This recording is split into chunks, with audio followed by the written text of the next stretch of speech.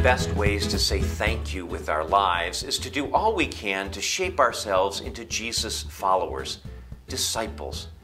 The very last words that Jesus gave to us, according to St. Matthew, were these: "Go therefore and make disciples of all nations."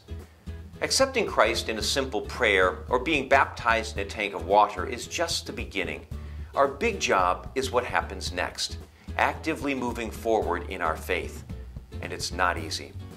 As we've mentioned, more than 3/4 of Americans self-identify as Christians, but most would agree that 75% of us don't act that way. The problem isn't so much that we don't know who Jesus is. The problem is the next step, doing the hard work of following Him every day, sharing in His life, taking up His cross, giving our lives away for the sake of the world.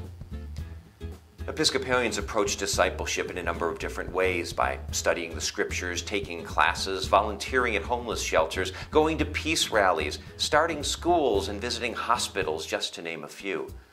But the most profound way we form ourselves into disciples is through our worship, by the way we gather together in community. It starts on our very first visit to church, when we're carried in by our parents.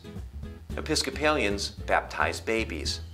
Moms, dads, grandmas, grandpas, and our very best friends all gather around the water. We thank God for our little ones. We promise to raise them as Christians.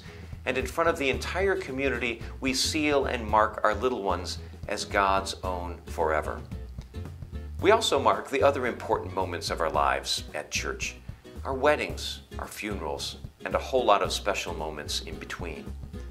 But it's our regular Sunday gatherings that, like everyday meals, give us what we need to live every day the Christian lives we want to live. These gatherings are filled with symbolism, mystery, imagery, and ritual that are designed to open our imaginations and energize our souls. Our buildings are a huge part of our worship. Many of them are shaped like crosses. They're candle lit, smell like incense, and can make you feel holy just by walking through them. Many stained glass windows remind us of our most important stories. Intricate paintings and statues act like the icons on our computer screens, constantly pointing us to something beyond, something bigger, something deeper.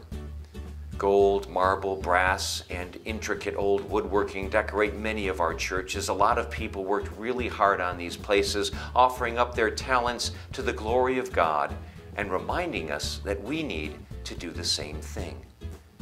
The music shapes us too, sometimes more than anything else. In many Episcopal churches, we sing some of the most beautiful and important hymns ever written.